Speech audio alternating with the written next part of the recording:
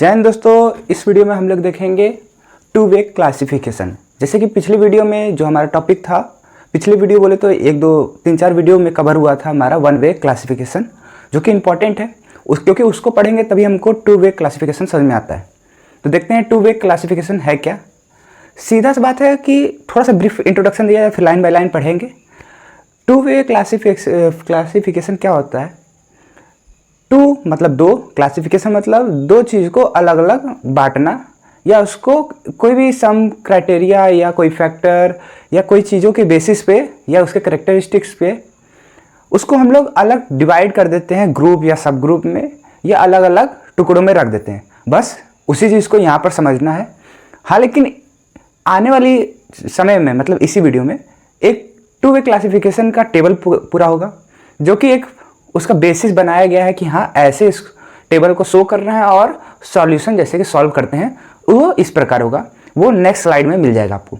तो चलिए देखते हैं लाइन बाय लाइन है क्या two way classification. The scheme of classification according to two factor is called two way classification. Two way classification कुछ नहीं है, कोई भी स्कीम ऑफ क्लासिफिकेशन को हम लोग दो फैक्टर से अगर दिखाते हैं या दो फैक्टर से हम लोग क्लासिफिकेशन करते हैं उसका, तो उसी को हम लोग टू वे क्लासिफिकेशन कहते हैं। और जब हम लोग उसकी एनालिसिस करते हैं and it's analysis is called two way analysis of variance, तब हम लोग उसको कहते हैं कि two way analysis of variance है। जब इसी चीज़ को, ये टू वे जो क्लासिफिकेशन है, इसको जब हम लोग एनालिसिस करते हैं तब इसको कहते हैं। ठीक है, ये इसका डिफिनेशन हो गया। डिफिनेशन में कुछ नहीं रखा है, इसका डिफिनेशन नहीं पूछा जाता है। 1-2 मार्क्स में पूछ लेते हैं ऐसे मन किया तो एग्जामिनर का, लेकिन मेन इस चीज़ में क्या आता है, इसका क्वेश्चन या इसका पैटर्न पूछ देगा कि इसको स्टेप बाय स्टेप बताइए कैसे आप इसको सॉल्व करते हैं या इसको कैसे सॉल्व किया जाता है। तो वो अभी आने वाले स्लाइड में मिलेगा। In two way classified data number of observation per cell may be equal और डिफरेंट। जो हमारा टू वे क्लासिफिकेशन है वो उसको जब हम लोग डिवाइड करते हैं तो उसका हर एक सेल में जरूरी वो इक्वल भी हो सकता है और साथ साथ वो अनइक्वल भी हो सकता है या डिफरेंट भी हो सकता है। अभी आगे इसको अच्छे से जानेंगे, क्योंकि उसको जब हम लोग टेबल से करेंगे तो ज़्यादा इजीली समझ पाएंगे। अभी इंग्लिश में उतना नहीं, इंग्लिश में बस उतना ही है कि नोट्स के लिए और थोड़ा सा हल्का फुल्का, जैसे कि 50-70% समझ में आएगा, लेकिन जब 80-90% समझना होगा तो टेबल जरूरी है। Be considered the case of one observation per cell in two way classification, value of the responsive variable are affected by two factor. अगर हम लोग इसी चीज़ में, अगर हम लोग की एक वैल्यू होगी या एक कोई भी चीज़ होगा, अगर उसको हम लोग पढ़ना चाहेंगे इस टू वे क्लासिफिकेशन की मदद से, तब इसमें भी दो फैक्टर की यूज होगी और दोनों फैक्टर उसको अफेक्ट करेगा। सीधा सा इस लाइन का मतलब ये है, जो हमारे सेल होंगे उसमें इक्वल भी हो सकते हैं, अनइक्वल भी नंबर हो सकते हैं। अगर हम लोग कोई भी चीज़ के बारे में पढ़ रहे हैं, कोई एक चीज़ के बारे में पढ़ रहे हैं, तो उसको दो फैक्टर उसको फैक्टर करेंगे। ये इसलिए तो नाम पड़ा है टू वे क्लासिफिकेशन। आगे देखते हैं। Let N observation are classified into K and H categories. चलिए मान लेते हैं कोई हमारा एन ऑब्जर्वेशन है, उसको हम लोग कोई कैटेगरी के बेसिस पर हम लोग के और एन एच में उसको स्प्लिट कर दिए या अलग अलग उसको बांट दिए या ग्रुप बना कर रखे हुए हैं। Let A1 A2 and so on AK according to some criteria of A। एक एक क्राइटेरिया से हम लोग इसको हम लोग रख दिए हैं A1 A2 AK। जैसे बोला गया है कि उसको K कैटेगराइज में रख दिया गया, क्लासिफिकेशन में रख दिया गया। ठीक यही चीज B1 B2 BH according to some criteria of B। B के क्राइटेरिया पे हम लोग उसको H तक रख दिए हैं। इसका मतलब क्या हुआ, एक एक क्राइटेरिया कुछ ऐसी चीजें होंगी जो उसको क्राइटेरिया बना रहा होगा, अलग बना रहा होगा, उसी के बेसिस पे हम लोग K नंबर ऑफ A रखे हैं और B जो है वो H नंबर रखे हैं। मतलब B जो है वो H टाइम्स है और जो हमारा A जो है वो K टाइम्स है। ठीक है, having KH population AI BJ।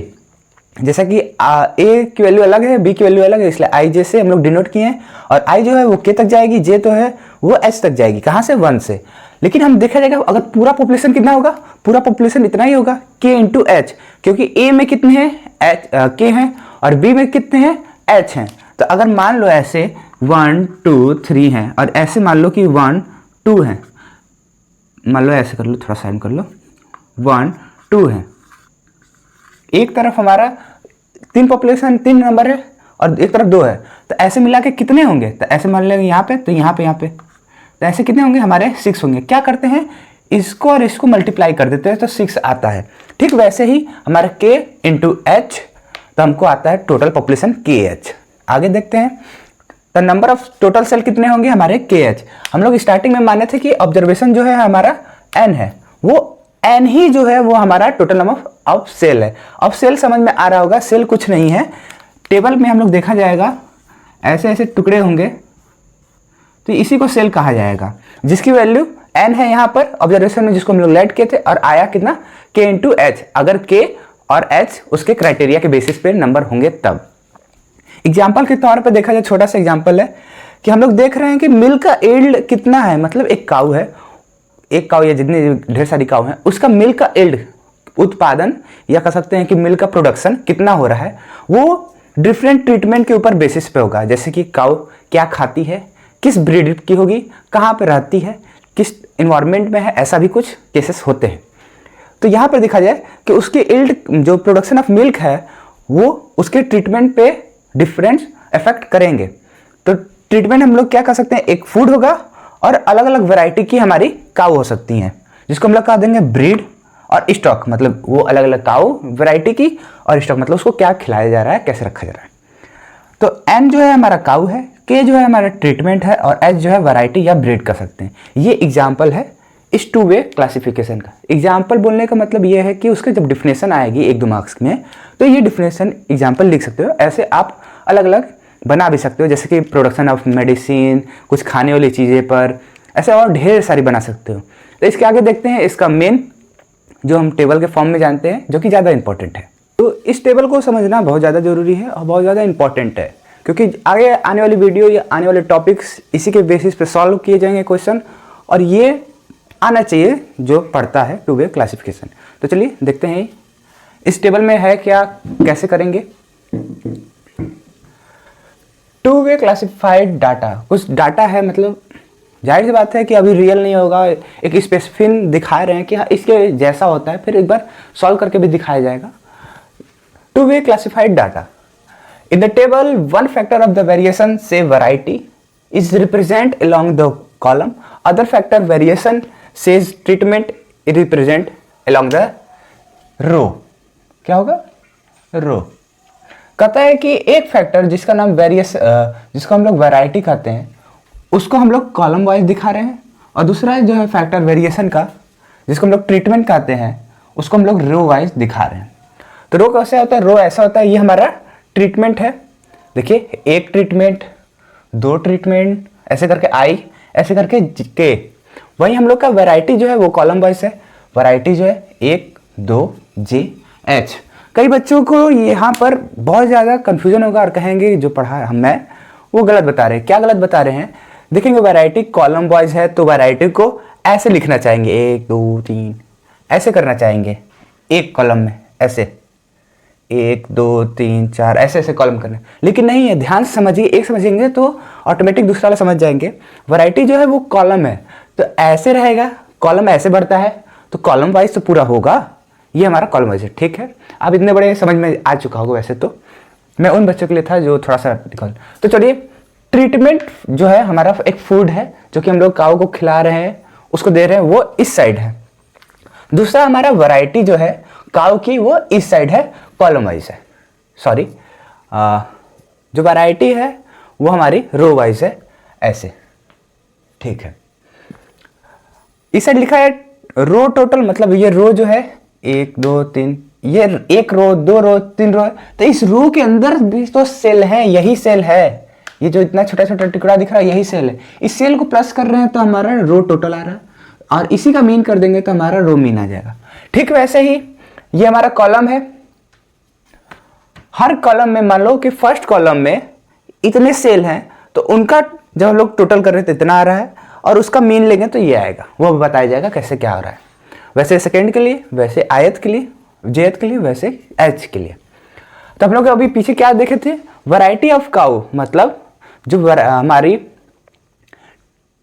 Treatment था वो कितना था हमारा, वो हमारा पूरा K तक था, और जो हमारा वैरायटी ऑफ काउ थी या ब्रीड कह लीजिए वो हमारा एच तक था, तो उसको एच से ऐसे लिखा। तो ये हमारा टेबल का सबसे पहला एलिमेंट है जिसको हम लोग वाई से डिनोट कर रहे हैं, हर तरफ देख सकते हैं वाई है। पहला रो का पहला कॉलम का वैल्यू है, ठीक वैसे नीचे देखेंगे दूसरा रो का और पहले कॉलम का वैल्यू है। ऐसे करके पहला क्या लिखेंगे ये बस याद रखना और कुछ नहीं, और सारा समझ में आ जाएगा, तुरंत समझ में आएगा कि पहला जो रहेगा वो हम रो लिखेंगे, दूसरा जो रहेगा वो हम कॉलम लिखेंगे। ठीक है, बस सबको वही देख लो, सब वैसे की जैसे है, बस एक ये वाला देख लो और एक ये वाला देख लो। क्यों? क्योंकि ये वेरिएबल है तो थोड़ा समझने में दिक्कत होगा। अगर यही समझ में आ गया, मेन चीज यही है, ये समझ में आ जाएगा तो सारा समझ में आ जाएगा, क्योंकि नंबर है, नंबर रखना है, आई की जगह नंबर रखना है भाई। तो देखो वाई लिखा तो हम आ जाएंगे रो में, रो आई है तो लिख दिया आई, कॉलम जे है तो लिख दिया हम जे, सिंपल सा है। तो ये आई जे हो गया। ठीक वैसे ही हम लोग वाई लिखे तो हमारा रो जो है वो के है तो के पहले लिखा गया, फिर लिखा गया कॉलम, तो कॉलम हमारा एच है। तो ये हमारे पूरे टोटल एलिमेंट्स लिख देंगे। ठीक है, इसके बाद हम लिखे हैं रो टोटल, मतलब इनको प्लस करना है। तो ध्यान से देखो, वैसे फार्मूला बन सकता है, फार्मूला बेसिस पे नहीं है, फार्मूला बन सकता है क्या, summation Y I goes from to H, I से 1 से लेकर एच तक जाएगा, समेशन होगा तो ये हो जाएगा। क्योंकि ये जो एलिमेंट है 1 जो है वो कांस्टेंट है, वेरिएबल कर रहा है ये वाला 1 2 जे एच, जाहिर बात है फार्मूला बन जाएगा। लेकिन ना फार्मूला जानना है जरूरी नहीं है, बस आ जाएगा। रो वाला सिंपल से डिनोशन जानना है, टोटल पहले रो का हम लोग कर रहे हैं, टोटल कर रहे हैं। ठीक है, ये पॉइंट हम लोग कुछ खास नहीं, बस ये दिखा रहा है कि इसमें इस वाले में सेकंड जो है, सेकंड क्या था हमारा, कॉलम था, उसमें वेरिएबल हो रहा है या वैरायटी वेरिएशन है। इसको हम लोग वाई से भी डिनोट कर रहे हैं, क्योंकि हर तरफ वाई लिखे तो इसको वाई से डिनोट कर रहे हैं। पहला रो का और कॉलम जो है हमारा वेरिएशन में है। ठीक वैसे दूसरा रो का कॉलम जो है वेरिएशन में, ऐसे करते हुए सारा लिखे हैं। लास्ट वाला केथ रो का और कॉलम जो है वेरिएशन है, केथ रो का कॉलम जो है वेरिएशन, इसको ये हम लोग लिख सकते हैं, सिंपल सा डिनोशन दिए गए हैं। ठीक है, अब इसका मीन जाहिर सी बात है कि मीन को कैसे डिनोट करते हैं, उसके बाहर से, या उसको ऐसे भी करते हैं जैसे sum of observation upon total number of observation. जैसे टोटल हम कर दिए, अब कितना काउंट करो एच, तो एच से डिवाइड कर दो, यहाँ पर एच से डिवाइड कर दो, तो ये वाला फार्मूला जो होगा वो बन जाएगा हमारा वाई बार 1 डॉट, क्योंकि इसके लिए किया गया था। ठीक है, ऐसे ही हम लोग वाई बार के डॉट लिखें, ये हो गया हमारा रो का। ठीक वही काम हम लोग को कॉलम करना है, कॉलम का टोटल, इसको सम कर देंगे। टी डॉट 1 डॉट पहले क्यों आया है, क्योंकि हम लोग का जो हमारा रो है, अब रो हमारा वेरिएशन कर रहा है इसलिए डॉट है। कॉलम जो है अब हमारा कांस्टेंट हो गया, देख सकते हैं 1 1 1 1, तो 1 लिखा गया। इसको हम लोग वाई से भी डिनोट कर सकते हैं, वैसे ही इसको लिखा गया। ध्यान देखो, जो हमारा रो है वो हमारा वेरिएशन कर रहा है इसलिए डॉट से, और हमारे जो जो रो है वो हम लोग डॉट से, और जो हमारा कॉलम है वो एच एच एच, इसलिए इसको एच से डिनोट कर दिया गया। इसको वाई से भी कर सकते हैं। ठीक वही बात है, उसके बाहर लगा दो, इसका मतलब उसको मीन हो जाता है। ठीक है, यहाँ पर डॉट डॉट डॉट रहेगा। ठीक, ये हो गई हमारी टोटल मीन, कॉलम की मीन और रो की मीन। अब क्या करेंगे, इस चीज को ध्यान से देखो, ये टोटल और ये वाला टोटल, कॉलम का टोटल और रो का टोटल, जब हम लोग सम कर देंगे तो पूरे जो हमारा टेबल है, ऑब्जर्वेशन है, उसका टोटल नहीं आ जाएगा। तो वही लिखा है कॉलम का टोटल, जिसको हम लोग वाई से डिनोट कर रहे हैं, वेरिएशन था, और ये रो का टोटल और ये कॉलम का टोटल, दोनों के लिए अलग अलग, आई के लिए यहाँ पर है, जे के लिए यहाँ पर है। Summation I goes from 1 to कहाँ तक जाएगा, के तक जाएगा। समेशन जे गोज 1 टू कहाँ तक जाएगा, एच तक जाएगा। यहाँ ऊपर लिखना नहीं है, कोई दिक्कत नहीं है, लिख भी सकते हो, नहीं भी लिख सकते हो, वो अंडरस्टूड होता है आगे आने वाली क्लासेस या हर जगह एग्जाम में भी। ठीक है, और इसको जब हम लोग टोटल कर देंगे, इसको भी प्लस कर देंगे, तो एक नया नोटेशन होगा जिसको हम लोग जी से डिनोट करते हैं, कैपिटल जी से, जिसका नाम होता है क्या, ग्रैंड टोटल। जी का मतलब यहां पर क्या है, ग्रैंड टोटल। ठीक है, अब इसको थोड़ा सा देखते हैं, इसके मतलब जो हमारा ये डॉट है, इसको सिंबल जो है, इसकी थोड़ी सी इसके बारे में कुछ फॉर्मूले होंगे, छोटे छोटे फॉर्मूले होंगे, उसको देखेंगे। उसके कुछ डाटा के बारे में हम लोग जान लेते हैं, जो हम लोग टेबल अभी पढ़े थे। Model for to way classified data, उसी के लिए जो मॉडल जो है हम लोग अभी क्या पढ़े थे, टू वे क्लासिफाइड डाटा पढ़े थे, तो अब उसका मॉडल पढ़ेंगे। मॉडल मतलब होता है कि एक जनरल फार्मूला या उस फार्मूला की बेसिस पर उसका पूरा जो वर्क है वो चलेगा, उसी को मॉडल कहते हैं। मॉडल क्या है, मेन मॉडल ये है, इसी को हम लोग देखना है। इसमें कुछ ज़्यादा समझना वझना नहीं है, इसमें सीधा बात है, थोड़ा थोड़ा रटना है, लर्न करना है, सीधा है। क्योंकि फार्मूला है, फार्मूला कहाँ से आया वो अभी नहीं पढ़ना है, बस पढ़ना है क्या होता है।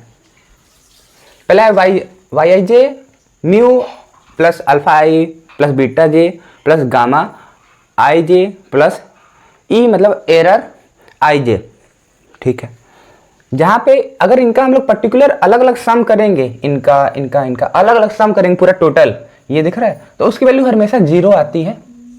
इसकी वैल्यू 0 आएगी हमेशा, इसकी वैल्यू भी 0। जहाँ पर आई जो है 1 से जे तक है, एच तक है, और आई जो है 1 से के तक है, और जे जो है 1 से एच तक है।